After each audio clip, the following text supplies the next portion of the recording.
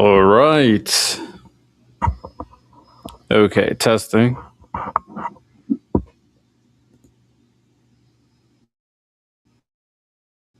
Testing. Okay. Should be good.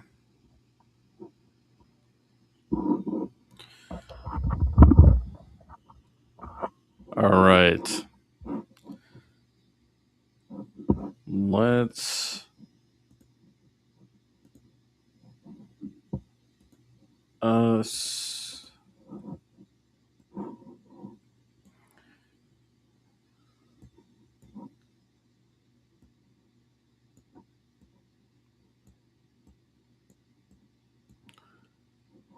let us get right into it. Welcome back to the Purple Political Breakdown. How's it going? How's your day been? We're back at it again, ladies and gentlemen. We are back with another podcast episode. And tonight we have plenty to talk about. I do want to say I appreciate everybody who listens to the podcast episodes. And if you are enjoying what you hear, make sure to rate the podcast 5 stars and make sure you guys, if you guys ever want to ask me a question or talk to me, feel free to follow my socials or send me an email to come on the show and have a worthwhile, fruitful conversation. But here's what this week actually was, and here's what this week actually has done. And it's pretty wild because everybody in power announced something that they plan to do, but almost nobody showed it in paperwork. That sounds a little, I don't know, authoritarian to me, or at the very least, false promises. Trump announced an economic D-Day against Iran. Then his Treasury Secretary stood at a podium and declined to pull the trigger and said out loud that he did not want to blow up the global financial system.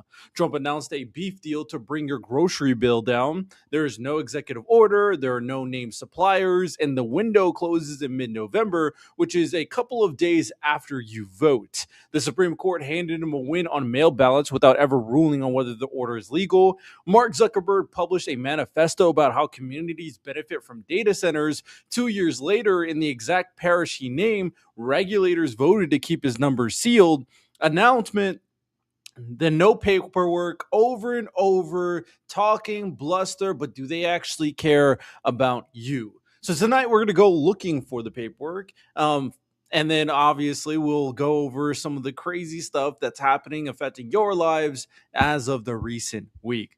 So ladies and gentlemen, of course, if you guys ever want to support the channel, you guys can come to my live streams where I talk about these episodes. I usually go live the day before, so that's a Wednesday or Friday. I have some guest episodes that I go live with. So you can always participate in the conversation by subscribing to the YouTube channel. And the podcast episodes published pretty much every other day, Thursday, Saturday, Tuesday. And those are the primary Thursday, Saturday, Tuesday. Yeah, those are the primary 3 days. So make sure you guys always be in tune for that. They drop 8 a.m. EST.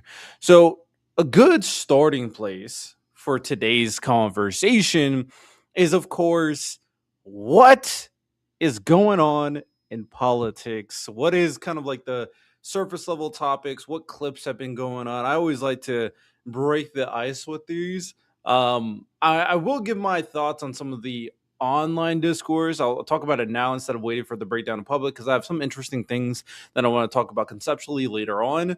But there is crazy conversations that are happening online, and a lot of it's revolving around Hasan Piker. So might as well start with it. There's plenty of content creators that are taking advantage of the Hasan Piker Destiny stuff. And I say it all the time. I don't like Hasan Piker. I think he's anti-American. I think he hates America. But I do think the conversation making him at the forefront is quite irritating, and I don't see why we're focusing so much on this. Condemn him, which is a lot what candidates did. They condemned him, talked about him once, said, yo, this guy's not good. El Sayed separated himself from Hasan Piker, and then they moved on and focused on what really matters, fighting against MAGA fascism. But then all of Hasan's sycophants and all these kind of lefties that want to get their name put out there, they're just defending Hasan Piker for no reason other than to defend Hasan Piker. It's quite pathetic.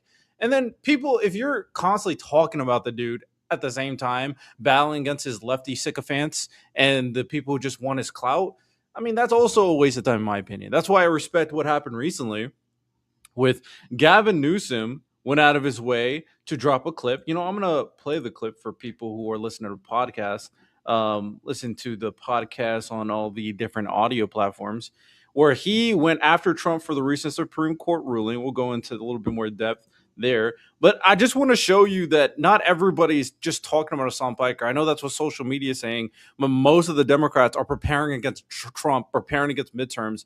Most of them are focusing on Trump, not fucking Hasan Piker. It makes this conversation so irritating. But here's what Gavin Newsom said recently. We've been saying this for over a year. Donald Trump is coming for your right to vote. And the Supreme Court, what more evidence do you need? Just cleared the way months before the election. California will sue. We're not going to let Trump disenfranchise Americans or rig the rules to his advantage. The Voting Rights Act is hanging now by a thread. This is how democracy gets dismantled. One right, one ruling, one election at a time. So the fight, it's here. It's now. The stakes are enormous. And it's time for all of us to recognize that we still have power. We need to show up, stand up, and vote. So regardless of your feelings about Gavin Newsom, it's very clear that they are focused on fighting against the MAGA fascism. They're looking up legal ways to do it. They're going through a lawsuit. They're preparing content, announcing that they're about to do it. It's a very clear, direct action against the Trump administration. But then all these online people are just like, it's all bikers, it's all bikers, it's all biker. I'm like, bro, Donald Trump is trying to fuck with our mail-in ballots. Like, come on. I feel like that is much more of a concern. So anybody lying about the Democrats not fighting back, that you're pathetic. And then another part that I saw recently is the Democrats, the Senate Democrats put out Avengers Doomsday full video, right? They put an Avengers Doomsday full video. And they use this to make you click on it so you can watch what the content is. And then they put on a 2-hour and 43-minute video of the Republican MAGA administration, not fucking Hasan Piker, about the 2-hour video of MAGA. I'm going to just show, obviously I'm not going to show 2-hour 43-minute video, but it's such an intelligent way to get people to look at what you're doing, to get people to click. It's so intelligent. So I do respect it. And people living in poverty are just not very, they're not very experienced at navigating the real world. So that's just one example. They pulled up a bunch of quotes, a bunch of things that Republicans have said, like John Husted, and have this all for people to watch and see, yo, these people hate you. So I find that quite intelligent. I find that quite compelling. I find that very intuitive. And this is just an example. I'm going to repeat it so people get this through their thick skull. This is an example of Democrats putting the majority of their energy on attacking Republicans, on winning the midterms, on fighting back against Trump. Any online person who doesn't give a fuck about politics that is saying otherwise is lying to you. Hasan Piker, bad. Hasan Piker obviously should be criticized. Hasan Piker obviously should be condemned, but he's not the focal point. He's not the most important thing. Those are my 2 cents in regards to the online discourse about that. It's very cringe, and I stand by that. And anybody who argues otherwise, you're wrong. You're just plainly, objectively wrong, and you should just listen to me. All right, what are some people saying? California has the highest deficits. All right, let's go to the main screen. Let's go back to handling business. California has the highest deficit, the highest population, leaving the highest homeless population, ranked last for business. Those are all lies, but I don't need to focus on debunking lies about California. That's not what this show's about. I've had a prior show debunking lies about California. You can go watch that if you're interested. Really think about it, man. The restrictions on mail-in voting. Politics JK, what's up? My boy, what's up?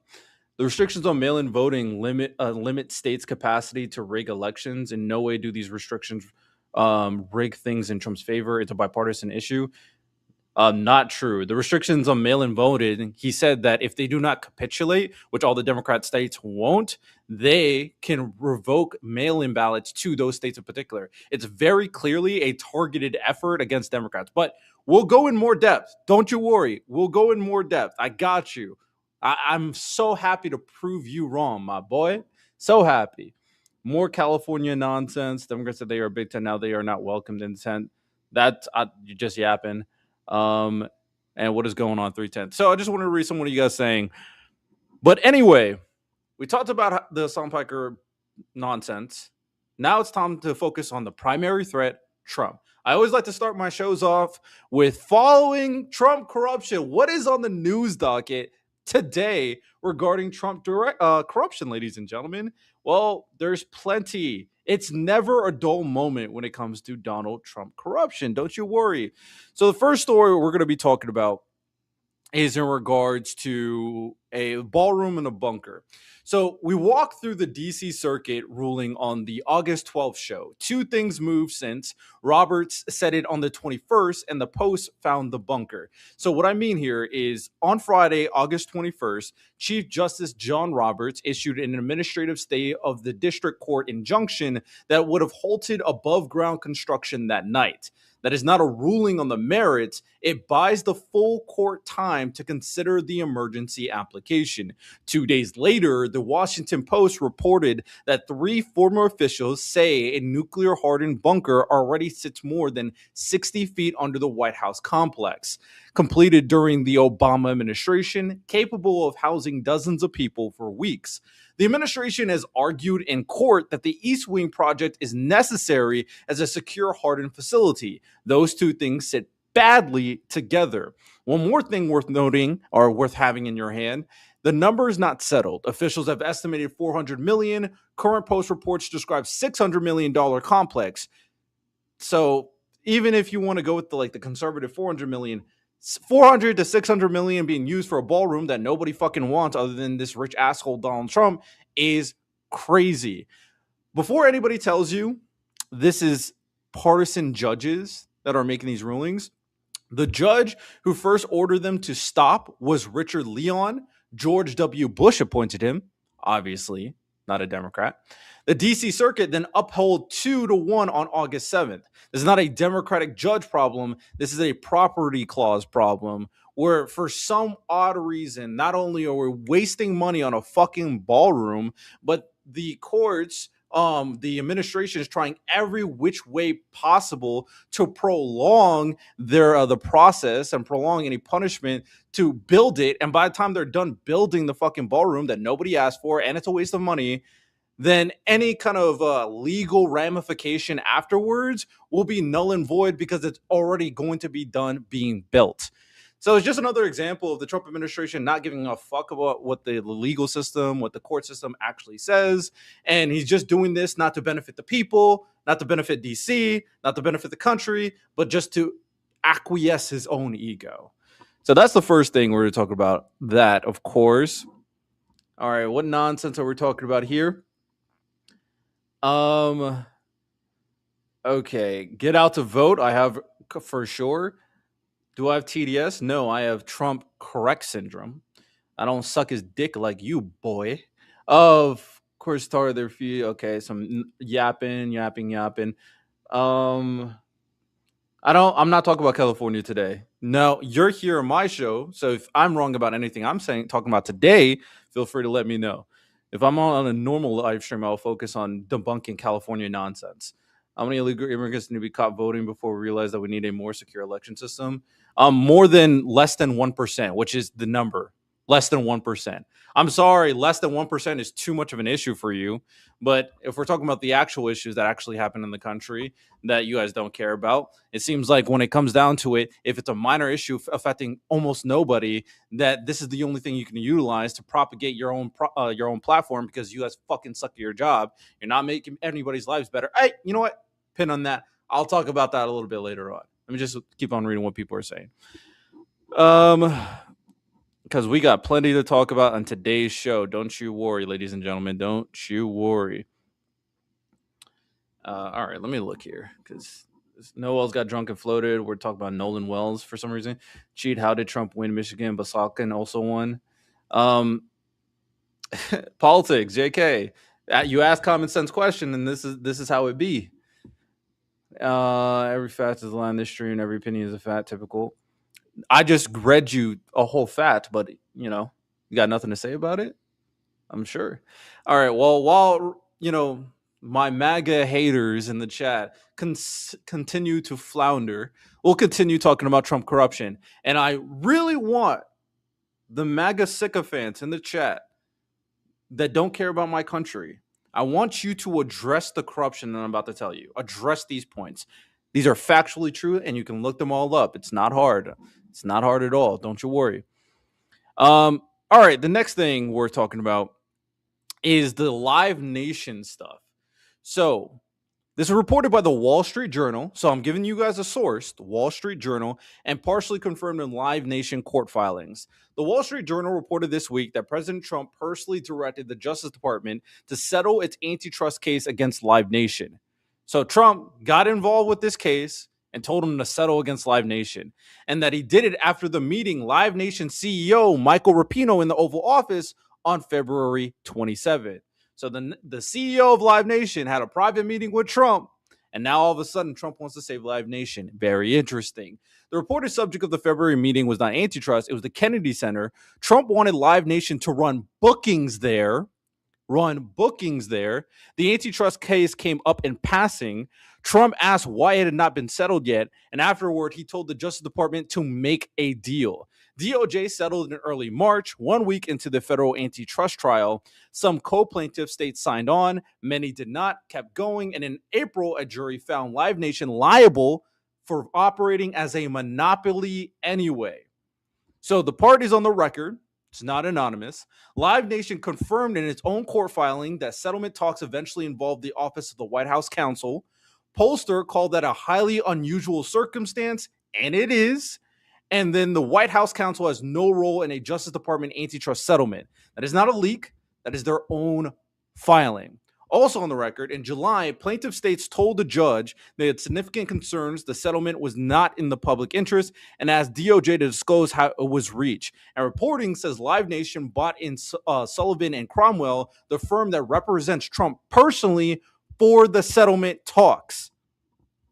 Crazy work, right?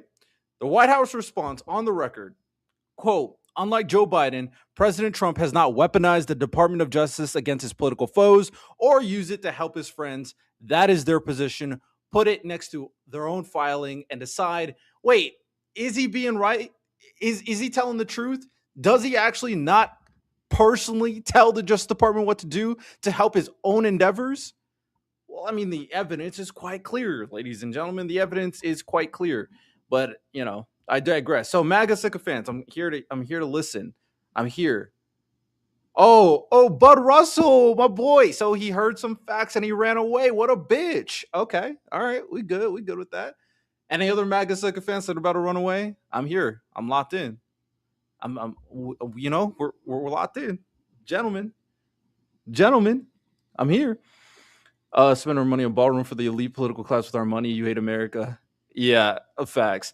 It's misguided. Trump's beef deal with Argentina angers American struggling farms. It would seem that Trump and Milei are aiming to take out both family business and own local farmers in the U.S. and Argentina. This is not a win-win situation for any of those people across these two countries, but only for the globalists who want their own all land, food supply, resources. 6 minutes. Hey, Joan Wright dropped a little link about the beef thing. We'll talk about the beef thing in a little bit later in our Nuanced news segment. Not a MAGA hater, it's just that everything you say is opinionized. Everything I said is truthful. It's correct. Address it. Stop being a bitch. Oh my goodness. Was Dolly a lib? I don't know, but Dolly is pretty base. Rest in peace. I saw some clips about her. I didn't follow her too closely. I'm talking about in general, and that's such a fucking coward statement. Address what I just said. Dark side, your buddy Bud ran away like a bitch. Now address what I said. because I'm not going to be nice to you guys. If you say I'm wrong, then prove it. I'm here. I'm locked in. We can engage with the information. I'm here to inform you guys because you guys are so ignorant and don't know jack shit. So I want you guys to be on the same page as me and help a better country and stop being wrong all the time. That's what I want. That's what I want from you, my boy. That's what I want from you. But shout out. Correcting your opinion based on bullshit you read from biased left. See, that's what happens. You give them information. I tell you the source. I tell you to look it up. I give you the fact that it's from court filings. I give you quotes. And there's like, I'm still going to ignore it. Left-wing bias, left-wing media, blah, blah, blah. I'm an idiot. Anyhow. All right, dark side. I got another news story. After you cowered your way out of answering the recent one, answer this one. Another Trump corruption story for you guys is in regards to airport trademarks. So the Trump organization, through a unit called DTTM Operations, filed with the Federal Trademark Office for exclusive rights to use the president name on airports. 3 marks: President Donald J. Trump International Airport, Donald J. Trump International Airport, and DJT. The filings do not stop at the airport sign. They cover dozens of related goods found inside an airport: shuttle buses, umbrellas, travel bags, flight suits, clothing, handbags, luggage, jewelry, watches, tie clips, etc., etc., etc., etc. Josh Gerben is the trademark lawyer who found the filings. His line is the one to remember: never in the history of the United States has a sitting president, private company, sought trademark rights in advance of such a naming. Let me repeat that again for our buddy Darkside over here so he can, pay attention a little bit. Josh Gerben is the trademark lawyer who found the filings. His line is the one to remember: never in the history of the United States has a sitting president, private company sought trademark rights in advance of such a naming. My comedic timing was not good. Fuck. But you get the point. And this is not a hypothetical anymore. Palm Beach International Airport has since been renamed President Donald J. Trump International Airport. Airport officials estimated the renaming at $5.5 million. Florida allocated $2.7 million in the state budget toward this, ladies and gentlemen. So these airports are naming things after Donald Trump, and Donald Trump and his family and his company is profiting from it. They're using state budget for it. Oh, dark side, the MAGA sycophant says, who gives a fuck, man? Who cares if the president of the United States is using his authority over these bitch-ass Republicans and naming airports after him so he can get richer, utilizing his power and authority? Who cares? Who cares? Oh my God.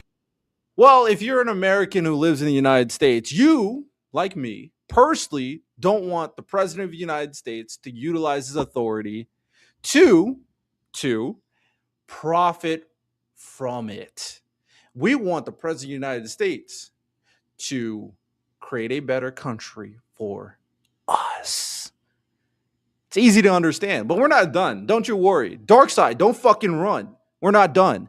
Trump reportedly asked Senate Minority Leader Chuck Schumer to support renaming Penn Station and Dulles International after him in exchange for unfreezing $16 billion in federal funding for the Gateway Tunnel project. Schumer reportedly said no. So set the merchandise aside for 1 second, because this is a bigger issue. $16 billion of infrastructure money for 2 buildings with his name on them. If that doesn't matter to you, that he's utilizing his authority to pressure people to name shit after him, and as a threat, as a use of leverage, he's keeping funding from them? Hello? Hello? But for people like the MAGA sycophant dark side, it's like, who cares? He should be allowed to be a dictator and order people to do what he says. Who cares? It's fine. It's okay. You know what? I need to pull a clip. I have a perfect clip for people like Dark Side. I got this clip. Oh, hold on. I'm gonna pull it up right now for idiots like Dark Side because I made this clip like 2 years ago, and it's just so prevalent right now.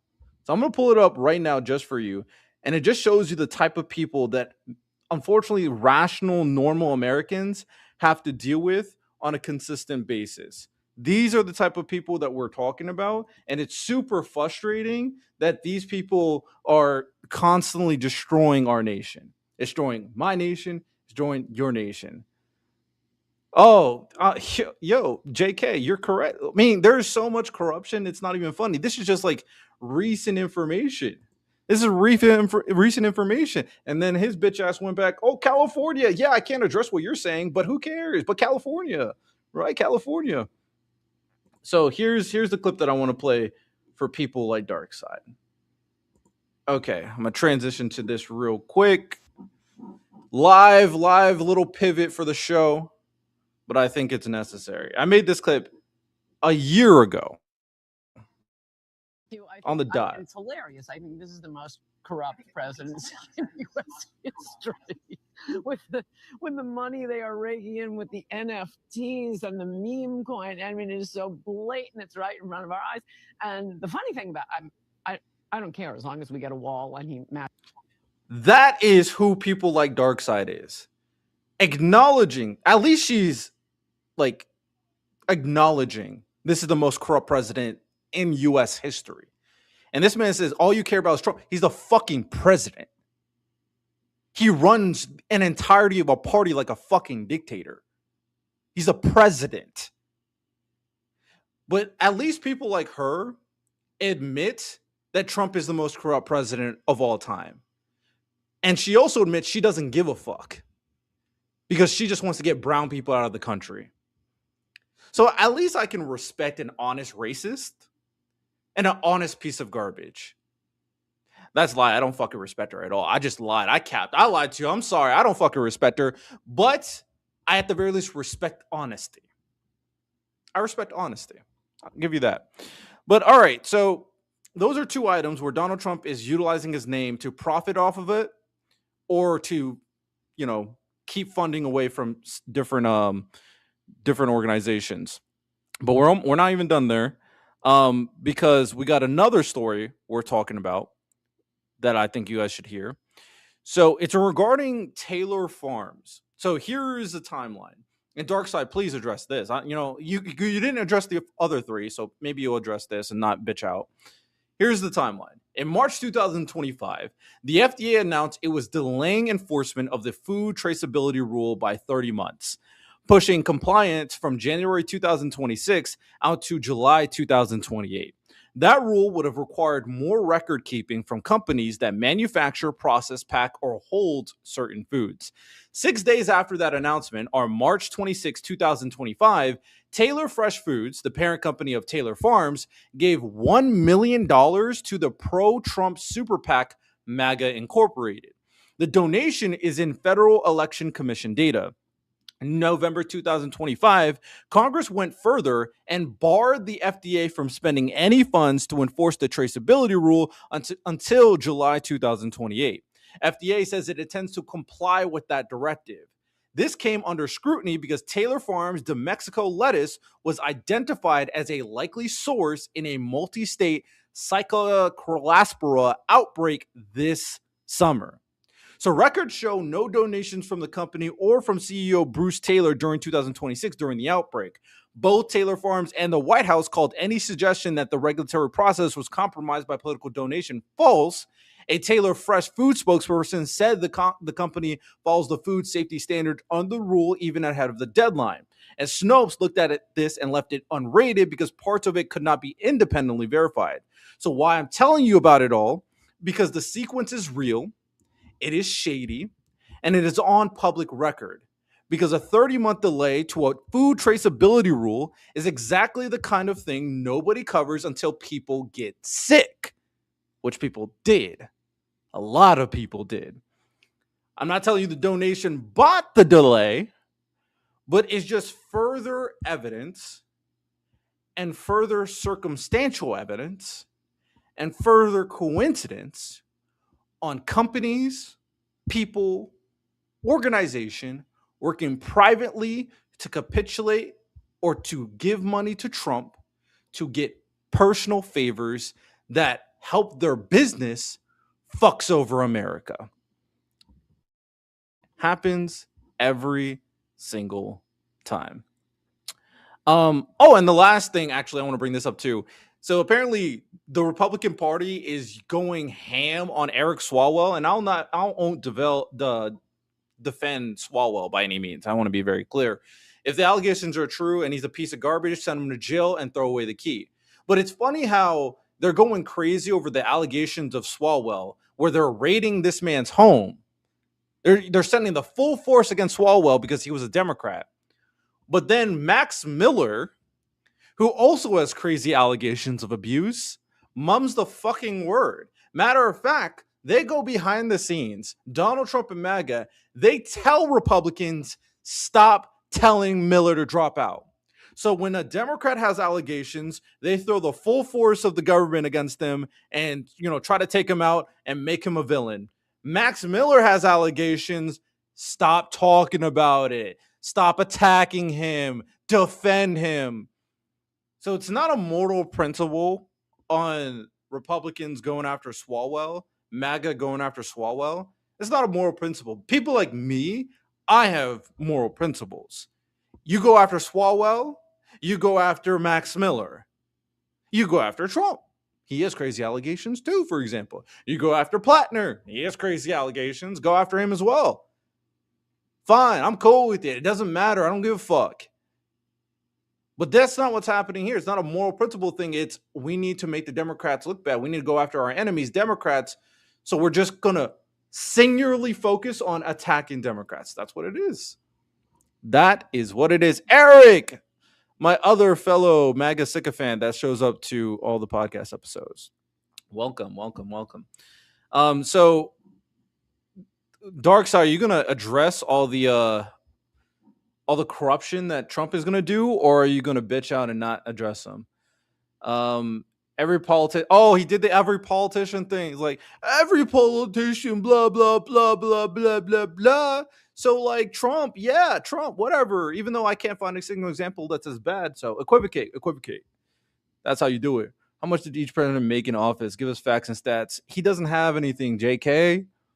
Democrats eat their own. He was, Eric, you're a bot. You're such a bot. You're a bot that's consistently here, so I respect it at least. There is statistics. Donald Trump has earned like over $2 billion since he's been president. There's factual evidence of Donald Trump getting money. So again, we're lying. You guys complain about Trump isn't keeping the ballroom, isn't Trump the revelation of Washington, isn't Trump. What are you talking about? The ballroom idea is all Trump. What the fuck are you talking about? Why are we lying? The plane stuff is also Trump. They want to name it after him. Come on, you got to have better rebuttals than that. Darkside, you're looking like a clown. Come on. Boo him. Boo. Boo Darkside. Clown. All right, ladies and gentlemen, enough of making MAGA look dumb to start out the show. I'm a little mean to you people who act dumb, but all MAGA voters, I always want to say this to you. Even if you voted for Donald Trump, I don't hate you. I think you were misguided. I think you were black-pilled from the system. I understand. I empathize. But the reason why this show exists is so you guys can kind of steer back in the correct direction of normalcy. Because Donald Trump doesn't care about you. MAGA doesn't care about you. And they're just ruining the country that we want a better version of, right? So if you're a MAGA voter and you got tricked, that's fine. But all the information I'm giving you, at some point, I need you to, wake up from the fucking matrix and lock the fuck in. How about that? All right, first segment of today's show, or first main segment of today's show, Nuanced news. We got plenty of news to talk about that people like Darkside can't defend. So let's dive right into it.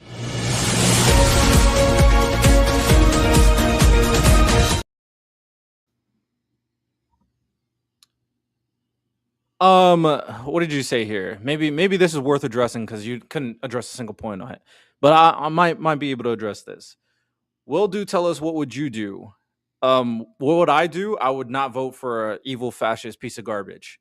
That's better. How would you make things better? I would advocate for policies to push things in the right direction, affordability, governmental structure so things can't be abused, of course, better education, better media information dissemination. Anybody who has been corrupt, they should go to jail, Democrat or Republican. Anybody who has done nasty things in the Epstein file, they should go to jail, Democrat or Republican. That's what, when you're talking to me, you're talking about someone with fucking principles. Understand that, dark side. This fucking bipartisan, this equivocation shit doesn't work on me.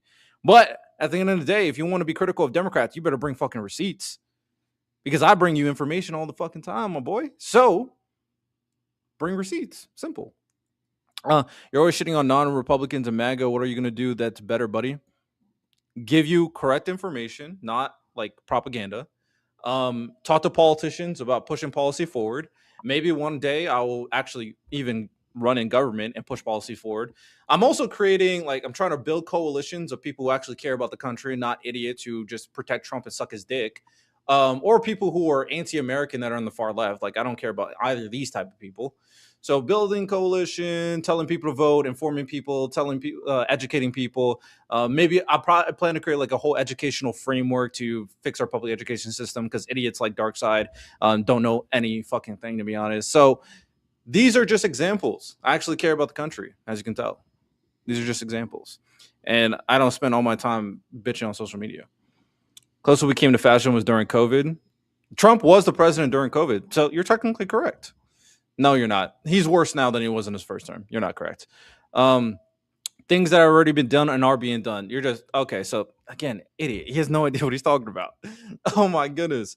All right. I'm going to keep on going and see if you can address any points later on. You don't know what fascism, then Robodeket. I don't know. I feel like you made that word up. I want to take any advice from Brandon. That clown predicted $200 per barrel in July. Total fool. Yapping. The Iran crisis is awful right now. We're in a terrible spot in the economy.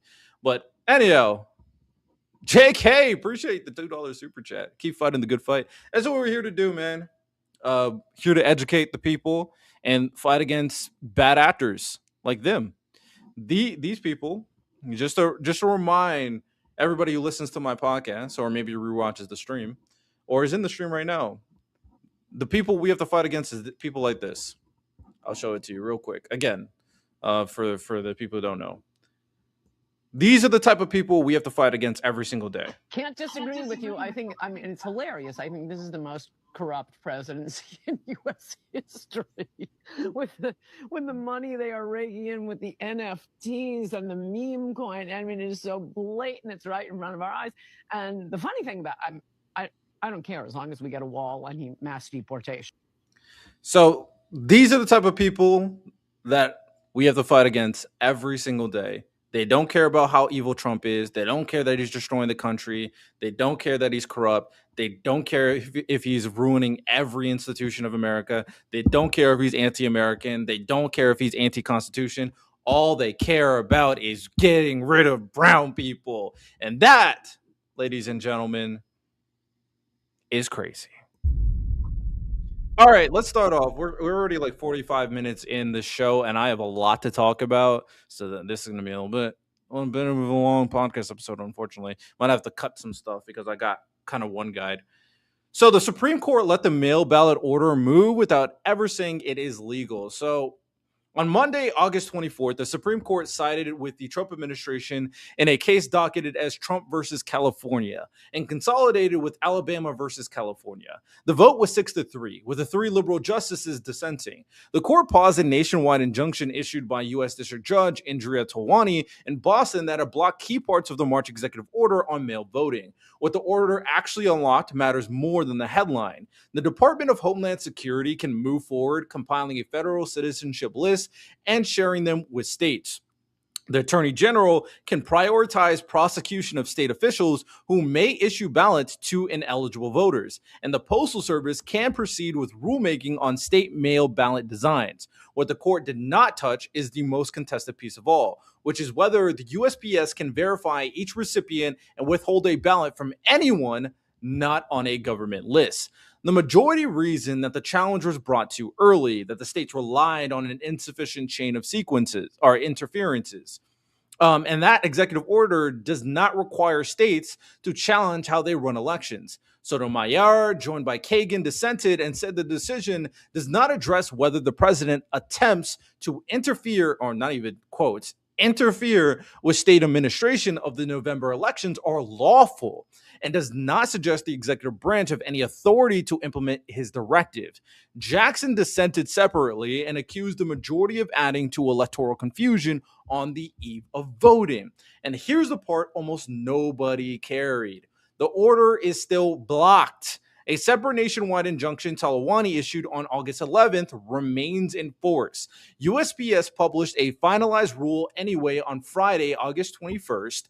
On Tuesday, Talawani found that publishing that rule violated her injunction. She also declined to impose any of the remedies the League of Women Voters had asked for. The administration argued in an August 25th filing that publishing the rule was fine because the rule itself says USPS will not implement it while the injunction stands. So, the Miss Nuanced to kind of cover before I give my thoughts about the news. Everybody covered this as a win or loss. It is neither, and that is not the actual story we're talking about. 9 months into this fight, no court has ruled on whether the order is legal. Not one. The Supreme Court did not rule on it Monday, which is an important distinction. The First Circuit did not rule on it either. And the court itself noted that 12 states that joined on the administration side did not argue it was legal either. They argued purely about timing, which is very sneaky. So what we have here is a race between two injunctions over whether a rule nobody is judged can be implemented before an election that starts in about 10 weeks. That is not a legal fight anymore. That is a clock. And of course, the MAGA administration, the fascist administration, the authoritarian administration is going to do whatever it takes to take advantage of it. But, of course, I'm going to give you the Steelman argument because that's what I always do when we're covering like super important news segments.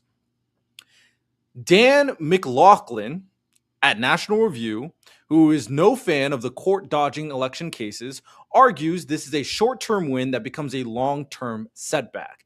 His point is that the court has spent years telling litigants that election challenges are either premature or moot, and that pattern is on display here. States cannot design compliant ballot envelopes because the USPS did not exist yet. That's important. Let me repeat that. States now cannot design compliant ballot envelopes because the USPS rules did not exist yet. And by the time they can sue over the actual rule, it'll be too late to comply with it. His conclusion is that this makes it harder, not easier, for Trump to bind states in the fall. Damon Root at Reason Lands, nearby from a libertarian angle, indicated the Constitution gives election authority to the states, which is true, objectively true, subject to Congress, which is true, objectively true, not to the executive, which is true, objectively true. And this will be back before the justices for a real answer. So it's very interesting, but I'm going to address everything. So first thing, McLaughlin is right that the court ducking is a real pathology and it hurts both sides. Give him that. But the practical effort is not neutral. A rule nobody has judged is closer to operating than it was Sunday. And not making a very clear line, in my opinion, just gives more leeway to the people that's fucking breaking the rules in the first place. Because if they're not a clear decision, then they're just going to keep on doing things. And by the time a decision is made, the damage is done. As we're seeing what they're trying to do with the ballroom, and as we saw what they did with the tariffs, where they took fucking forever to make a ruling regarding the tariffs. And what happened as a response? The economy got fucked, businesses were shut down, and consumers, people whose pockets were getting affected because of the bullshit tariffs, those people were getting screwed over. Because, as always, if people don't know this, a tariff is a tax on American consumers. It's a tax on companies in America. Those companies, then what they do is they pass that increase in price down to the consumers, meaning that the prices of goods go up. And now what is happening after the consumers have been screwed over for the last 2 years is that, you know who's getting their payback. You know who's getting like the refunds, even though there's so many refunds and it has not been done yet? That's a whole different conversation. I've talked about that before. Most of those people that are getting their refunds are the companies, not the consumers. They're getting their money back, and there's no guarantee that these companies are going to give the money back to the consumers who were screwed over in the first place, because the companies were not paying for it, the consumers were. So that's just a little lesson for the MAGA sycophants out there. I got you. Continuing on, Purcell is now being cited by both sides, which should tell you it has stopped being a principle and started being a tool to, fight this battle. The thing to watch is not the Supreme Court. It is whether Talawani's second injunction holds through October. Justin Levitt at Election Law Blog thinks the public will barely feel this because courts will keep blocking USPS. That is the optimistic read, but it is something to tell people who think, doom and gloom, understand, MAGA is fascist, but the states, specifically Democratic ones, still have the capacity to fight back with these court injunctions. They just do. We'll see how the battle kind of works out as we get close to the midterms, October and November. We'll see how USPS operates. We'll see if they capitulate to states' rights, because states have the rights over elections, not the fucking federal government. It's going to be a crazy battle. But if nobody makes the decision, then that's just where we are. Our election's getting fucked over from Donald Trump yet again. It's unfortunate. But that's the first story. Let me see if anybody has anything worth engaging with. So someone brought up did someone bring up the KKK? The guy votes for the party that brought, oh my God, Mac is so stupid sometimes. I sorry to God. Justice for Royce Wright. Royce Wright's a bitch.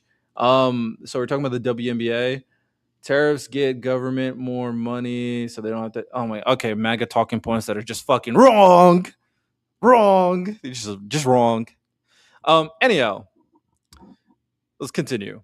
The second story we're talking about, since nobody in MAGA was addressing my points.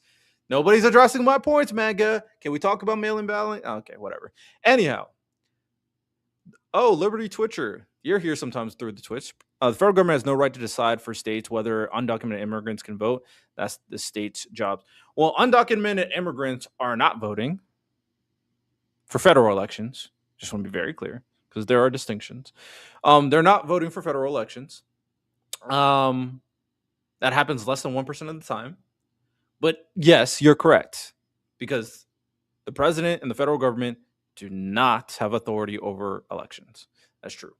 All right, last week I showed you the map where Donald Trump labeled the Strait of Hormuz as the Strait New U.S. territory. This week, Treasury actually had the pen in its hand.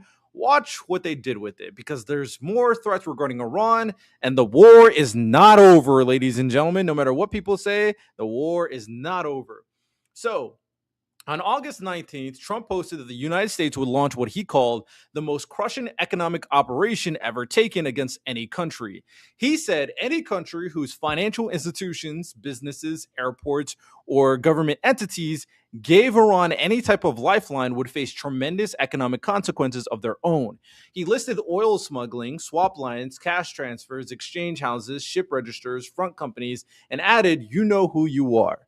He called it Economic D-Day. Oh, I played the wrong thing. Let me try this again. Economic D-Day. Well, maybe it just didn't hit. Monday, August 21st was the day it was supposed to land. Treasury Secretary Scott Bessent held a press conference and branded the campaign Operation Economic Outcast.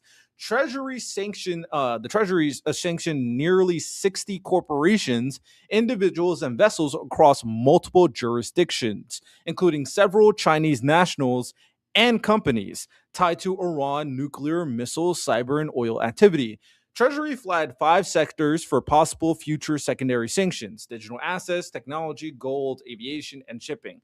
Bessent named Bank Melli and said every branch must be shuttered in dark or lose access to the dollars. And then a reporter asked the obvious question: why are you not actually imposing the secondary sanctions on Iran trading partners, which is the thing you spent a week threatening? Besant said he wanted countries to have an opportunity to shift away from Iran first. And then he said this out loud: why would I want to blow up the global financial system? Whoa, global financial system. Economic D-Day or what, Besant? Meanwhile, Iran currency hits a record low the same morning, 2.02 million rial to the dollar. The IMF projects Iranian inflation averaging just under 69% this year and GDP contracting more than 5%. Since the war began in late February, rice in Iran is up about 60% and beef more than 150%. So the nuance to talk about here is it's not an incompetency story necessarily, not the policy story, but there are two halves to it that is worth dissecting when we talk about, the recent claims or the recent, I don't know, threats against Iran, because again, we're in a war that nobody wants. They just want us to be very clear about that. First half to talk about. The threat and the action do not match. He announced the most crushing economic operation ever taken against any country. What arrived was a sanctions list and a warning that the real thing might come in a few weeks. Axios reports that the expectation inside the administration is that this holds where it is until after the midterms, and that a new military campaign is back on the table after you vote. So the D-Day was a press release with a scheduling note attached, meaning empty threats, people. Empty threats. But hey, man, I guess this is par for the course. They say crazy shit and don't do anything about it, and empty threats and talking about how they, want to destroy entire civilization and don't do anything about it. And the issue is not necessarily not doing these actions, because the reality is destroying an entire civilization is fucking crazy. We can agree to that. And the threats that they're trying to input on Iran and like other countries working with Iran is also fucking crazy. Economic D-Day, convincing, saying that they're willing to take these people off the dollar system. It's all bluster, which is why they said, we're not doing it yet because it will destroy the global financing system, which it would. So I'm not necessarily angry at those parts. But the question is, how many times will Donald Trump talk about how he's going to make Iran capitulate to American interests and fail again and again and again and again and again and again and again and again and again? He got cooked. Hey, you didn't go down like that, huh? He got cooked. It's embarrassing. It's quite embarrassing. But the second half we're talking about in regards to this story, and this one's worse, ask yourself whether the people running this agree on what is happening. On Monday, the Secretary of War said the United States controls the Strait of Hormuz, that the blockade is ironclad, that Iran cannot move oil through it, and we can. The same day, CNN analysis of figures from the UK Maritime Agency put traffic through the strait at 20% of the pre-war average.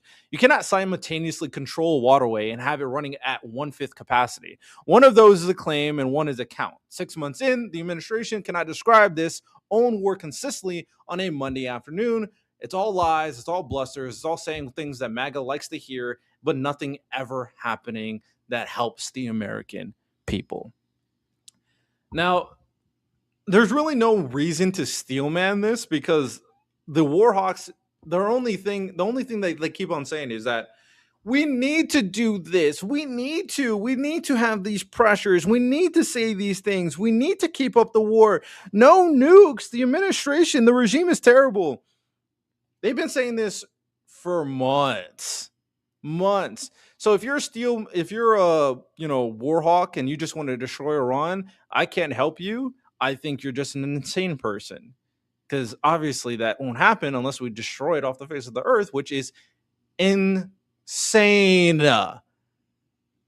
insane. But I know some people that are crazy MAGA sycophants that don't give a fuck that we bombed a school killing little girls. I know they wouldn't give a fuck if we killed a bunch of Iranians as well. But I would. I think it's crazy. I don't think we should do it, personally.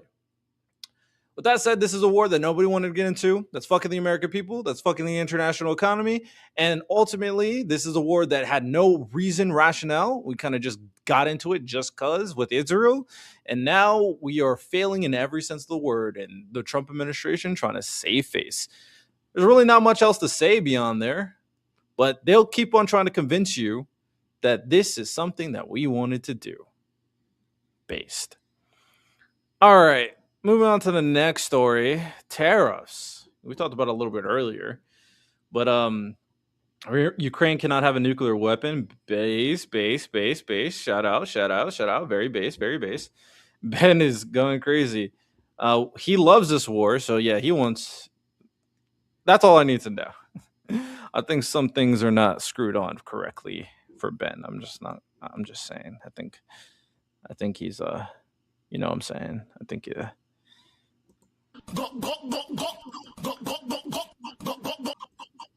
Sorry, I didn't want to expose your sound effects when you see Trump every single day. You know what I'm saying? But hey, based. Next topic to talk about is tariffs. So there's a current tariff war with Canada for some reason. There's 3 affordability stories broke in 9 days, and they belong together. We're talking about first the debt. On August 18th, total public debt outstanding crossed $40 trillion for the first time, reported by Treasury on the 19th. $40.05 trillion. That is roughly double where it was in 2017. The figure that gets less airtime, gross debt, includes what the government owes itself, and economists generally look at the roughly $32 trillion held by the public. Net interest is projected above $1 trillion this year, which is more than the government will spend on any mandatory program other than Social Security and Medicare. The Washington Post reported the milestone arrived months earlier than forecast, partly because of billions in lost revenue from tariffs that were invalidated. Second, so the first story, just so we're on the same page. The first story, Ed, what's up? The first story is that we're in a historically bad national debt crisis. We're in a historically bad budget deficit crisis because the Trump administration sucks at their job. Hey, MAGA, I know you guys want to war and bomb children, but can we at least agree that a historically bad national debt and an historically bad budget deficit is not good? Can we agree that? Can we agree that? MAGA? Can we agree? Ben, I won't put you in charge of jack shit, but I do want you to agree that a historical national debt and an historical budget deficit is bad. Yes? No? Maybe so. Okay, well, strategically, the attack on Iran appears to be a now declining power lash out because the currency has completion gaining traction. The attack on Iran appears to be a now declining power lash out. I mean, are you talking about in reference to what the America is doing? Because of course this is a losing war in every sense of the word. The only way they can gain leverage is complete surrender from Iran. It's like the only winning solution for America at this point, if that's what you're referring to. If you're talking about Iran, Ben won't answer my question. You're fucking bitching out, shaking my head. If you're talking about Iran as they lose power, of course. I mean, they killed their leader, so it's all just, it's one of those situations where you have nothing to lose, so you're going all out type of circumstances. My question to you, Ben, my question to all MAGA, do we agree that a historically bad budget deficit and an historically bad national debt is not good? Do we agree this is not good? This has been bad from the Republicans. Hopefully you agree to that. That has completion from BRICS of the last. Oh, you're okay. You're talking about that in regards to BRICS. Agreed. Thank you. I'm glad MAGA is finally locked in. Okay. The aesthetics is bad. No, the reality is bad. That's why we need more Doge. Oh my god. He fired Doge. Elon Musk got kicked out, boy. Doge didn't do jack shit. They didn't cut shit. They cut like a couple million. They didn't do shit to the budget. Anyhow, at least you agree that it's bad. So we're kind of working on our way to normalcy for the MAGA Republican. All right, next let's talk about Canada. So trade talks collapsed late Friday, August 21st. Prime Minister Mark Carney suspended negotiations and pulled his negotiations back to Ottawa, saying last-minute changes in the U.S. terms were unfair, uneconomic, and called into question the reliability of any deal. 50% tariffs took effect at midnight.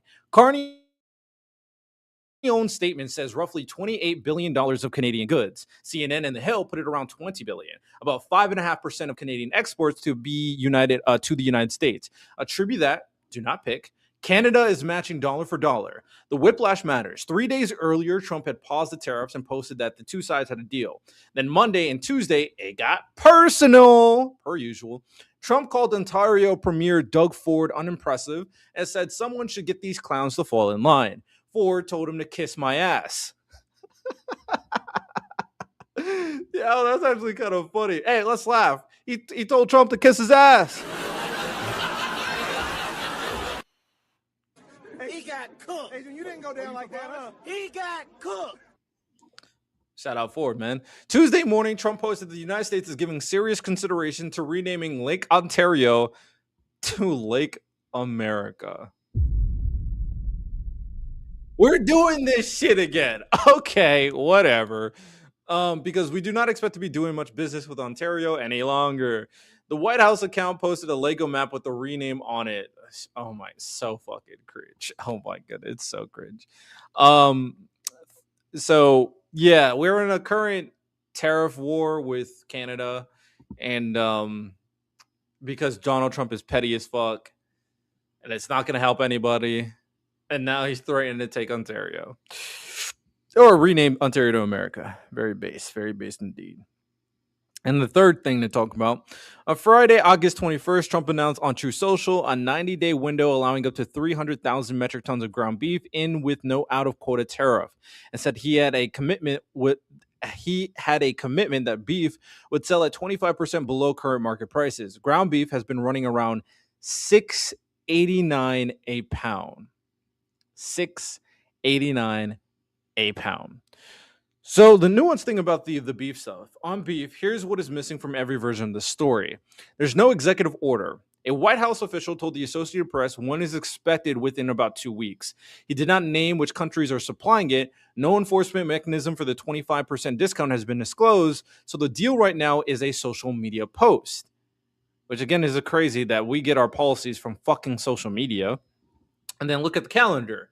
90 days from August 21st lands in mid-November. The election is November 3rd. This tariff suspension expires days after you vote. I'm not going to tell you that is why it exists, but I do think it's quite convenient that he's trying to make it seem like, oh, I care about beef. Now I care about it. So, you know,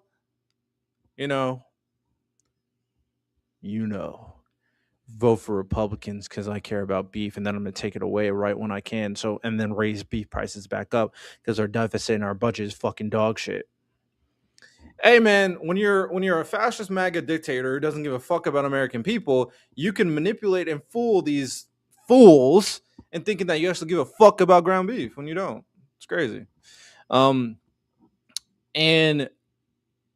on the debt point worth talking about, of course, the national debt and the budget deficit conversation is way more contextual, but I do think if your issue or your concern was the debt and the deficit and you still support Trump, you're a fucking idiot. Simple as that. You're an idiot. The United States Cattlemen and the National Cattlemen Beef Association both came out against the beef plan. Another thing worth pointing out. Republican Senator Team Shilley called it a betrayal. Senator Pete Ricketts and Representative Kat Kammack said it compromises American farmers.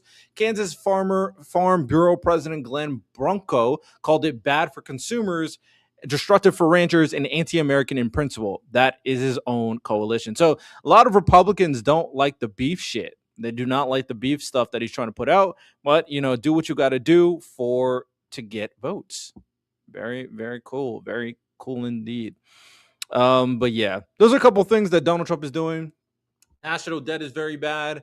Tariff battle against Canada is bad. And the stuff regarding the beef, at the very least, Republicans fucking hate it. They do not like this at all. And it's very clear to me it's a strategy to try to get more votes, or at the very least, more appeal to farmers. But it's not working. It's not working. To bring beef down, we need to stop the monopoly off the top 4 to 5 producers. I do think, I mean, there's a huge conversation in terms of dealing with prices of goods in America.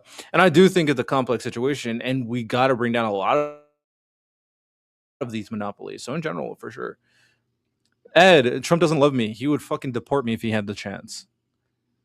Riddell, you want to beef with me? Yo, you're funny. That's funny. That's a funny thing to say. You made me chuckle. You made me chuckle. All right, a couple other stories to wrap up this segment in particular that is important for you guys to know, that I'm going to speed run a little bit more, not going as much depth. So Trump signed an executive order August 10th, cutting the list of diseases all children are universally recommended to be vaccinated against from 18 to 11, and calling for the MMR shot to be split into 3 separate visits. Republican Senator Bill Cassidy, a physician who chairs the Senate Health Committee and cast the deciding vote to confirm RFK Jr., wrote that the president lacks the expertise to make these changes. The White Order itself is not blocked. What is blocked is an earlier CDC decision memo, and the White House said openly the door is a way to work with states rather than relying on that court case. So, yeah, Donald Trump is putting out stupid information out there that, of course, idiot families thinking that, oh, yeah, vaccines are not good, not going to vaccinate their child, and then more kids are going to have get disease like measles. And it's just fucking idiotic. I try to not to say the R-tard word, of course. So that's not good. Ghislaine Maxwell lost her bid to overturn her conviction, with the court describing the attempt as frivolous. For anyone waiting on the Epstein file question, this closes one avenue, opens nothing, and MAGA, of course, pretending that this is not a thing. When are they going to release all of the files? Still waiting. Lee Schwab won the California 14 special election, filling out Eric Swalwell term through January. And the AIPAC-aligned super PAC spent about $2.5 million against her in the final weeks, and she won 53 to 47. AIPAC lost, cooked. TikTok and ByteDance agreed to a $400 million settlement with the Justice Department over allegations the app let children under 13 create accounts and collected their data without parental consent. $300 million is due immediately, so TikTok got in trouble. Making these apps more kid-friendly. We'll see if that happens. Meta settled with 29 states over social media addiction claims. If you have a teenager, the interesting part is the platform changes, not the check. So we'll see if anything changes regarding that. For sure, there's definitely a social media shift where a lot of these companies are being held more accountable with their effect on kids, as they should be. But eventually a question will be had on what are the regulations, what they should be. And we'll have that conversation at some point, of course, in the future. The MAHA movement is splitting with Trump over using coal power to run AI data centers. When your own health coalition breaks with you over an energy decision, that is a real fracture and not a messaging problem. So we'll see how that plays out. The Pentagon ordered 30 American universities to scrutinize their research partnership with Chinese institutions. Definitely worth watching. We'll see how that plays out moving forward. Australia banned AI-generated tracks from the ARIA charts. Small story, big precedent. Australia being very pro banning AI's utilization. If you don't know what the ARIA charts are, it's like they're music charts. So if you use AI music for whatever reason, you can't be on their top music charts. That's what it means, basically. Alex Jones and InfoWars are back in court over the Sandy Hook judgments. Alex Jones, that piece of shit.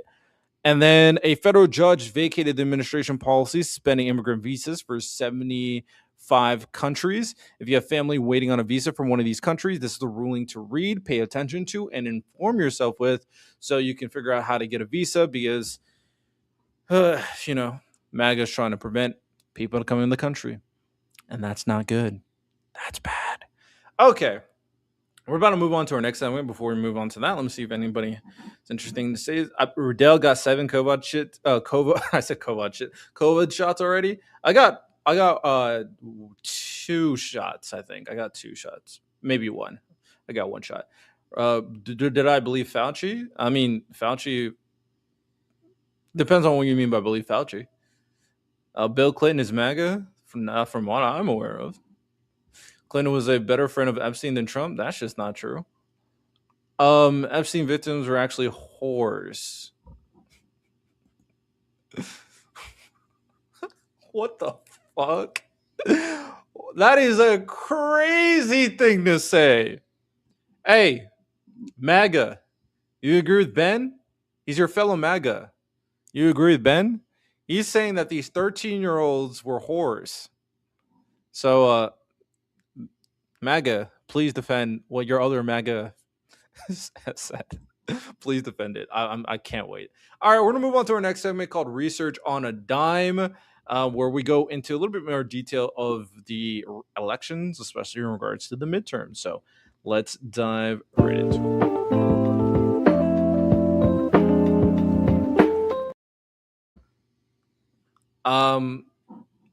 Take your pick. Should we allow those with visas in, or should we deport the illegals? Oh, yeah. If they have a visa, which is not an illegal, they should come in for sure. And if you're illegal, like you came here without no precedent, you didn't come here with any kind of legal ramifications. If you're a criminal, for sure, get deported. If you've been here if you're illegal, if you've been here for like 10, 15, 20 years, I think that's a little bit more of a nuanced conversation in every sense of the word. But if we see you cross the gate and try to circumvent the process, then yeah, you should get sent back across the gate, of course. Job pro. Bot ass account. Come up with a better insult. This is fucking lame. You sound like a bitch. Okay, ladies and gentlemen, election time. The primaries are right around the corner. I mean, the primaries have been happening. The midterms are right around the corner. So, what's the first talk about? Well, I guess we could talk about this first. I did cover the death of Lindsey Graham and the appointment of Darline Graham on the July 17th show, if you want to go into that and listen. So I'm not going to do this here. Here's what happened recently in regards to the Darline Graham stuff. Darline Graham won the Republican Senate primary runoff on Tuesday, August 25th, defeating Congressman Ralph Norman, roughly 52-48. She's never held elected office. Governor Henry McMaster appointed her in July. She entered the race July 20th and was on a ballot 5 weeks later.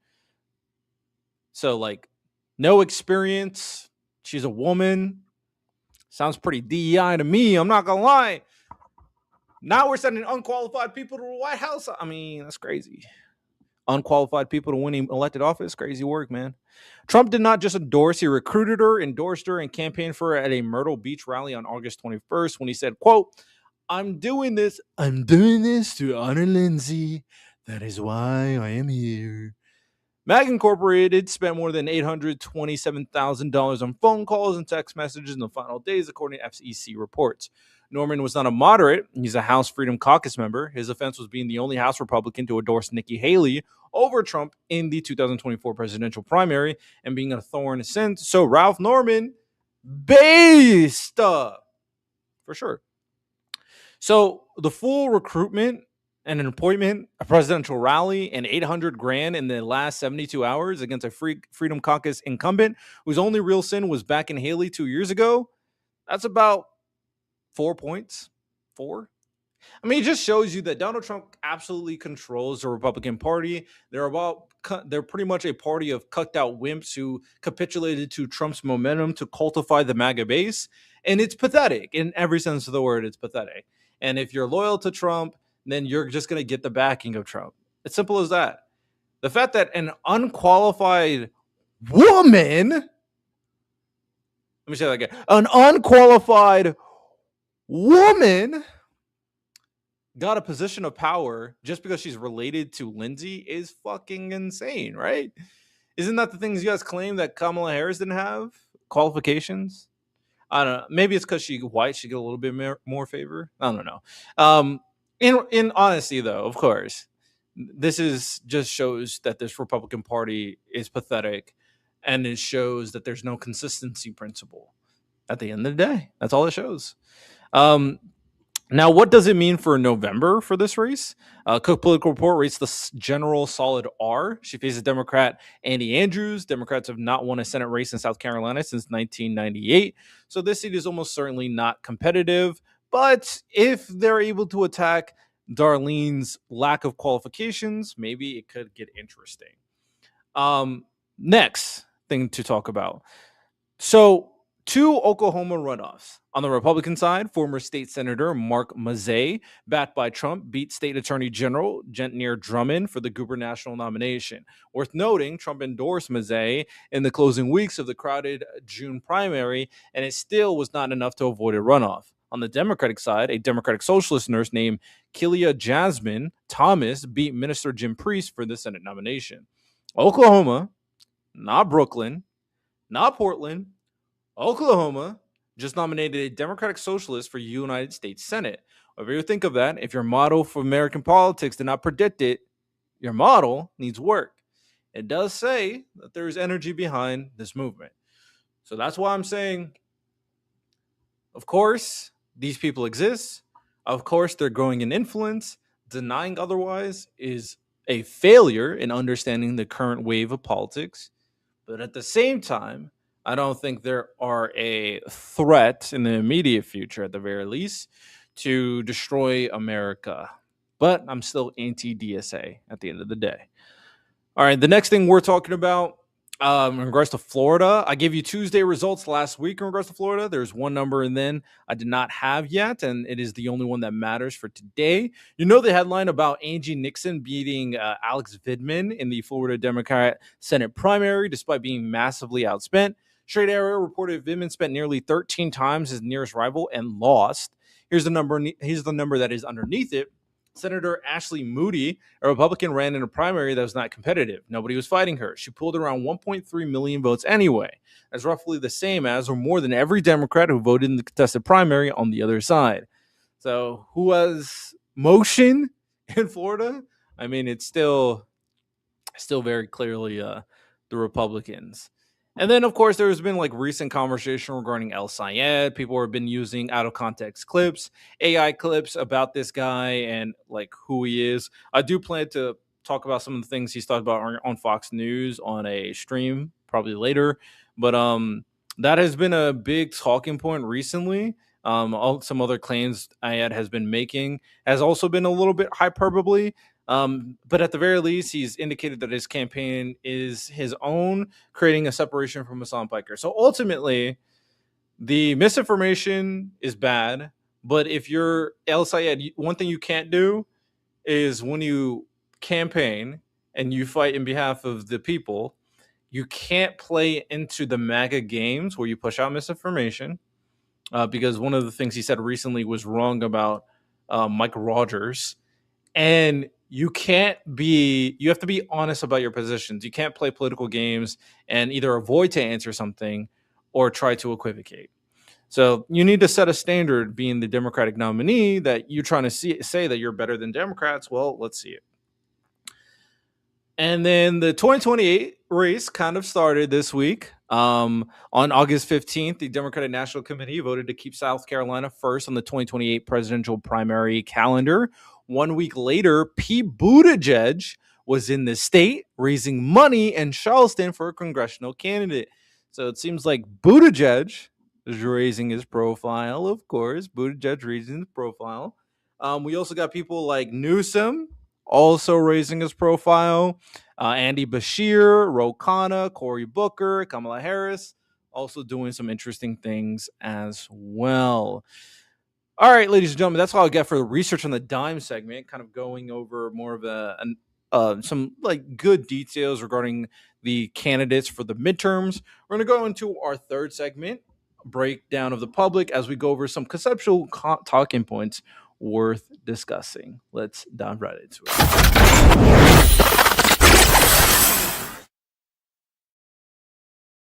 It seems like my MAGA chatter, Ben, crashed out and then left after he couldn't engage with the facts of how bad MAGA is.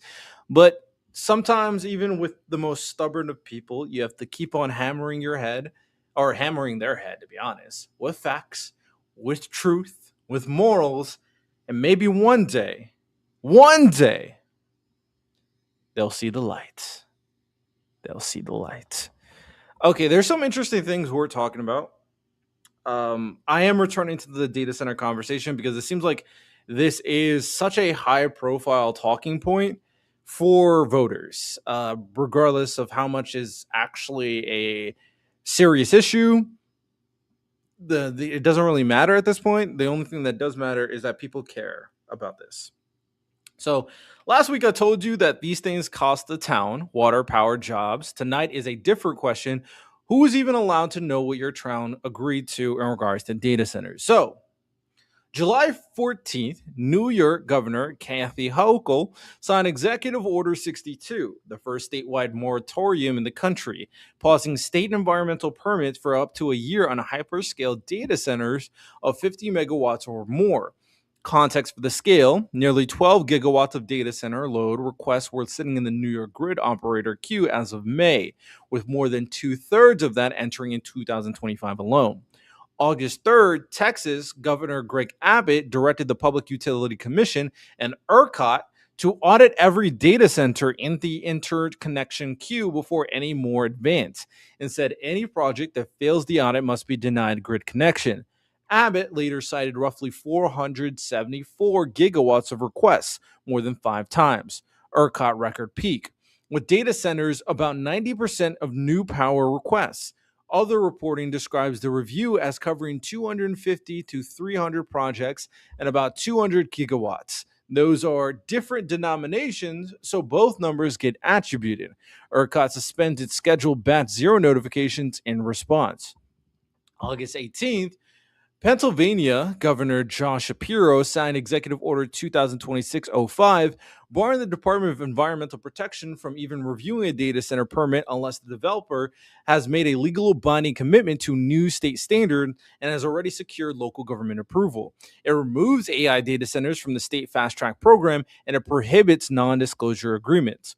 All three acted by executive authority rather than legislation, and all three states that legislation own bill is unfinished. Oregon and New Mexico Democrats are lining up statewide proposal for 2027 session. Local councils are moving fastest of all. One thing that is very clear with this conversation is that governments and politicians are very quickly acting on the data center stuff. They do not want to be seen as pro data center, which is understandable. I do think there's a lot of misinformation regarding data centers for sure, but I also think that data centers are a issue that should be handled very carefully. It should be like incorporated in a way that people feel like it's helping them. It shouldn't have an impact that hurts people's like utility bills or housing prices. And if it is bringing in something to the state, or if it's bringing in jobs, there should be understanding like what kind of jobs, what type of jobs, will it be raising wages if it's bringing in all this utility? Lots of questions for sure. Ed, you said that you hate Hochul and you hate Mamdani. A lot of people like Mamdani, and Hochul, it's pretty split. Now, what people actually say at the meetings regarding the data center stuff, Jasmine's son is a writer who went to the Midwest to find out what is driving this, and what she found does not match what people in San Francisco assume. In San Francisco, the caricature of a data center opponent is someone who watched too much short form video and believes AI is draining the oceans. On the ground, she found something else. In hours of conversation, she almost never heard people say ChatGPT or OpenAI or Anthropic. She almost never heard people cite AI harms like job loss or deepfakes. What she heard was, how could my mayor sign this NDA and keep the project secret from us? How could my city council sell out to this corporation with no public input? Her summary is that the opposition is about residents losing trust in local officials and in how big corporations dealt with their land. Where AI came up at all, it was a reason the trade-off did not feel worth it. People were more open to development when they could see a social benefit, a societal benefit, the way they might with a solar farm or a cat plant or a car plant. And that's crazy. I knew this based off pure intuition of how I perceive people and corporations and society. The fact that these politicians also didn't know this when this information is like easily accessible to them is pathetic. And these are the type of criticisms that is worth having with these people. Now, can it be tedious? Of course, like informing and get their input. A lot of these people don't know much. A lot of these people are like, wishy-washy in terms of their opinions. Yes, it could be tedious, but you as an official, your job is to work with the people. It just is. So inform them, let them know, get their input, have more fucking referendums, have more polling, have more surveys. Just get more input from the public of decisions. Every local government needs to do that. Mom Dami is sharpening his son, but I can see right through him as Letitia James. He's a phony. Letitia James is not a phony. Mom Dami, I don't see a phony. I think the only thing I can see that could be a little bit hiding his power level, shout out Connor, is how much he wants to push socialism. Other than that, I don't think he's a phony at all. I don't think you have any evidence to prove that. Something else we're talking about regarding the AI conversation involves Meta. So Pennsylvania banned the NDAs as of August 18th. Louisiana went the other way on August 12th. The Louisiana Public Service Commission voted 3-1 to overrule its own chief administrative law judge, Melanie Verwitz, let Meta keep secret how it calculated job and electricity needs it has publicized for its Hyperion campus in Richland Parish. The vote was on party lines. The groups that sought the records were the Alliance for Affordable Energy and the Union of Concerned Scientists. They wanted them because Entergy is asking to build 7 company-owned gas generators plus battery storage and hundreds of miles of transmission to serve the campus. Meta argued the material is confidential business information and trade secrets, and the requests were unreasonable. Commissioner Devontae Lewis, the dissent, warned ratepayers are exposed if Meta agreement ends before those plants reach end of life. For scale on how the project is moved, announced in 2024 at roughly $10 billion and at least 500 permanent jobs. The Louisiana Illuminator now describes it as a project of $50 billion facility. So this is just another example of a corporation trying to push data centers for obviously to take their company to the next level. But you just doing things at a whim with the government and leaving the people out, again, is wrong. It's incorrect. It's the wrong calculation. Also, in regards to Meta, on August 10th, Mark Zuckerberg published a long piece on Meta site laying out his philosophy for building superintelligence. I do recommend people listen to it. It's interesting. It has a section on data centers. He writes that sustainable infrastructure development means communities must benefit significantly from each project. He describes what he calls community compacts, announces the future is for everyone fun, commits Meta to being water positive by 2030, and to restoring 200% of water use in high stress areas. And he offers one specific proof point. He writes that in Richland Parish, Louisiana, teachers received a $50,000 bonus this year because of increased tax revenue from a Meta investment. And that superintendent told them teachers are moving there from across the country. I didn't know about that part, but it's interesting. And there are points I agree with. Nobody will convince me that AI is a net negative to society moving forward. Nobody will be able to convince me of that. AI has so much utility that it will transform humanity for the future. The question on AI is not necessarily whether it's a great tool. The question on AI is its implementation, its regulation, the limiting the harm that can be caused from it. And is it taking more than it's giving in current time? Is AI utilization going to help the people, or is it going to help the billionaires get richer? These are the talking points worth having. So although these are good points, if you're utilizing the implementation of this hyperscale data center to put more money in teachers' pockets, great. But that's not the case in every data center. And you have to prove that for this to be something that we care about, right? Make the argument to the people. I I've been in a room with the above mentioned along with Hakeem Jeffries. Believe me, if you saw what I did, agreed they are phonies. I've been in a room. I mean, Ed, you can say that all you want. I don't know who the fuck you are. I can't confirm these meetings, and I only can come to conclusions based off things that I see. So if Ed, I'm gonna say this, Ed. If you are able to go in a meeting with those above people, and if you're able to invite me to the meeting, and I see these people, and I can see the meeting for myself, and I see these phonies just like you do, you know what I'll do, Ed? I'll come on my show, and I will expose the phonies.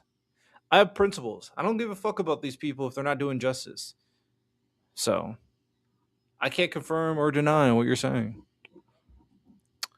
I'm gonna skip some portions because we are running a bit long for today's show. Here's an interesting thing that brought up. Oh, the Lakers buying, fucking, or Kushner buying the Lakers. Crazy work. I'm just gonna put that out there. There's an interesting thing regarding inclusionary zoning that I wanted to talk about. So, inclusionary zoning is the policy that requires developers of new apartment buildings to set aside a share of units at below market rents. Most major American cities have some versions, starting with Montgomery County, Maryland, in the 1970s. A new paper by Noah Kowachikinia, I don't know if I said that correctly, an economist, economics PhD student at UC Irvine, uses a natural experiment in California where a 2009 court ruling made local inclusionary zoning on rentals unenforceable and a 2017 law turned it back on. He finds that for every percentage point increase in the stringency of an ordinance, the flow of new housing supply drops 7.6%. And estimates the typical ordinance reduces annual housing production by about 32%. It lines up with prior modeling. A UC Berkeley Turner Center simulation of Los Angeles found total units built drop sharply as the inclusionary share rises. An MIT model of New York found that for each square foot of affordable floor space, a 20% mandate creates total available floor space drops 5.5 square feet. So the other side, from people who built the coalitions, Bern Azim, a Cambridge city councilor who championed a major upzoning bill, says flatly that without inclusionary zoning, the economics would be better and there'd be more housing. But that is not the world we live in. In this world, 85% of existing buildings were already non-compliant with zoning. New housing is deeply unpopular, and telling a colleague that at least one unit will be affordable to a teacher is what got him the votes. And Eli Sabin, a former New Haven elder, gave the version that fits tonight's thread very nicely. He said the counterfactual should be considered. How much revenue the city would have had without the inclusionary requirement, and whether it could spend that more efficiently to help families stay. His words: more transparency about what we are spending, and a more honest picture of what choices are hidden with the inclusionary zoning. So just to repeat, inclusionary zoning is a policy that requires developers of new apartment buildings to set aside a share of units at below market rates. It's the big conversation on like lowering the price of housing based off governmental rule. Is that a benefit? And that is like a very contested point, very contested conversation. And sometimes these things can be a little bit complicated, for sure. Not a little bit, very complicated. If you lower the rates, the result could just be that less houses are being built, and that could be problematic. And therefore, it makes the idea of building more homes an impossibility, and building more homes is seen to be the way to get out of this current like housing issue people are having. So right now we are in a crazy situation of like what the markets are saying and what people are affording and like what these developers are willing to, allocate resources in building. And then the question of, is it really a market rate versus demand conversation, Or is it a conversation of resources being allocated inappropriately, which is not ensuring that these things are being funded in a way to push more house building? Like, if the resource allocation, if the budget allocation was used in a way where the market rates maybe could still be lower so people can afford it, but you draw in more funding from different areas, and that ensures that you're not losing in overall funding from from what it would take to build these homes in the first place, so you can still increase more homes and have it at a lower price and have people buy more homes. I don't know. It's really hard to say. It is very conditional on different budgets and different resources, but that makes the housing conversation quite complicated. At the end of the day, it just does. And okay, and then I want to read this. A little bit of polling information. I can skip this. All right, with that said, ladies and gentlemen, we have one more segment, and then we're going to wrap up today's show. The good the media doesn't talk about. I usually do these segments going over good news and be a little bit more positive, put a smile on everybody's faces.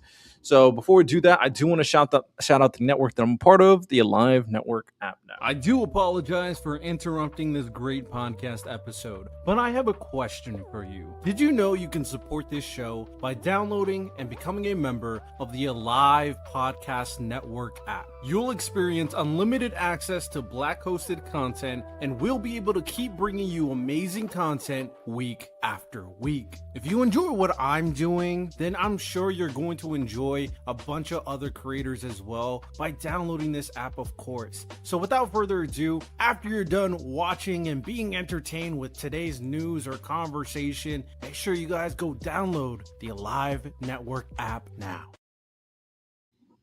All right, ladies and gentlemen, as we wrap up, some interesting news that I think you guys will think is good. Capital G, double O-D. First thing, a drug that treats the cause of narcolepsy, not the symptoms. So on August 5th, the FDA approved Ariziofol, generic name Oveporexton from Takeda, for narcolepsy type 1 in adults. It is the first orexin receptor 2 agonist approved for this. Narcolepsy type 1 is caused by the loss of brain cells that produce orexin, the chemical that regulates the sleep and wake cycle. Every existing treatment manages individual symptoms downstream. This one targets the deficit itself. Roughly 120,000 Americans have narcolepsy type 1. Approval was based on 2 phase 3 trials, First Light and Radiant Light. So honestly, amazing. Just another thing that medicine and drugs can help with. Even though people are losing faith in vaccines, unfortunately, there's still things out there that is actually good. Host, remember, come November, vote red. You could do it. I won't tell anyone. Definitely will never vote red. I hope the Republican Party gets disbanded. I'm sorry. they're cut. Create a purple party, and then we could talk. But Republican Party got to go. All right, second story you got to talk about. Oregon has 3 years of real-world psilocybin data now. Psilocybin? Psilocybin? I don't know if I'm saying that right. OHSU published a study in JAMA Network Open on August 19. It is the largest study of psychedelics outside of clinical trials and the first multi-site study of the legal psilocybin. I don't know how to say that. Market or legal psilocybin market Oregon voters approved back in 2020. 346 people, single sessions with licensed facilitators, 24 service centers. Between November 2024 and June 2026, 90% stayed in the study through 3 months. At 1 month, 91.5% felt they had benefited, and 65% ranked the experience among the 10 most meaningful of their life. At 3 months, participants reported decreased moderate to severe symptoms of depression, anxiety, and PTSD, plus improving well-being and life satisfaction. It's crazy that, drugs are like so necessary for people to not be depressed, but it is what it is, and that's just kind of the world we live in, right? And the last thing I want to talk about I saw the Fox El Sayed interview spoke. It seems he does not like billionaires because their money is inflated through stocks. Well, I don't like billionaires either, but I don't know what Syed said in that particular interview personally. And that's not the greatest rationale, I'll be honest. Depends on the context. If he's saying that he doesn't like that their money, that they can manipulate the stock market to benefit them because of how much money they got invested, insider trading, I think these are reasonable critiques. On August 9th, Merck and Moderna announced their personalized mRNA cancer vaccine met its goals in a phase 3 trial in melanoma. It's unfortunate that people are gonna see this and go like, Fauci. An mRNA cancer vaccine is huge, man. It's huge. I think it's good personally. The trial is called INT ERPATH 001. 1,137 patients whose melanoma has been surgically removed, stage 2B through 4, randomized to receive Merck immunotherapy, Keytruda plus the personalized vaccine, or Keytruda alone for about a year. It met its primary goal of recurrence-free survival and its secondary goal of distance metastasis-free survival. Independent data monitors called the improvements statistically significant and clinically meaningful at a pre-planned interim check. The way it works is the part worth understanding. The vaccine is built for one person.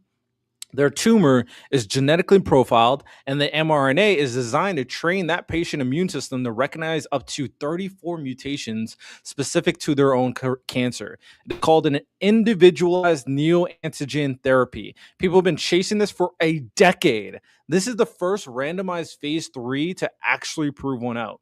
That's amazing. From my understanding, and any mRNA experts, if you listen to this podcast, feel free to correct me if I'm wrong. From my understanding, of course, cancer is the what makes cancer so tough is that it's your own cells that are like overdeveloping. Basically, they're getting way too huge. But because they're your own cells, they're hard to deal with. If the mRNA component, which is why the COVID vaccine was like so huge, because mRNA was able to do this for so many people. If the mRNA component can do this for cancer in a way that makes every vaccine individualized to their person and to their own DNA, I'm glad I have this like better understanding now. And to their own DNA, that could be huge. It could be the cancer cure that we've been waiting for so long. So long. So shout out all these organizations and all these people working on it. Of course, it's a combined effort with all these different technologies, but it just seems like despite the negative perception of big pharma, negative perception of vaccines, RFK Jr. ruining the our health department of the United States, of our government. Despite all that, there are still people in industries and even other countries that are working on ways to improve people's lives, because at the end of the day, the most important thing is helping people, not ruining, the industry like so many people are.